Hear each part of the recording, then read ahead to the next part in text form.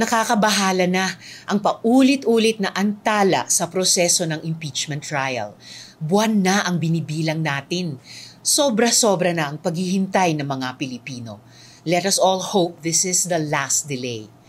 While I support my colleagues in our shared sense of urgency in passing important legislation in the last days of the 19th Congress, including the landmark anti-POGO bill, we cannot postpone our constitutional obligations any longer.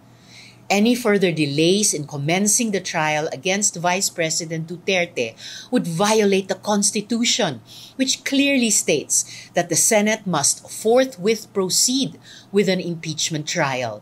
Hindi kapag ready na, hindi kapag convenient, kundi shall forthwith proceed. Huwag naman sana yang baliwalain. The Supreme Court has also previously ruled that the Senate is treated as a continuing body when it comes to non-legislative functions, and those include the vital duty to sit as an impeachment court.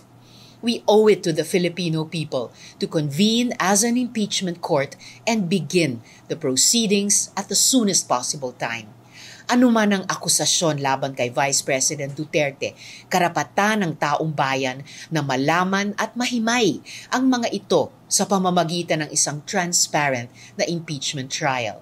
Dapat harapin na ng Senado ang lahat ng ito sa lalong madaling panahon.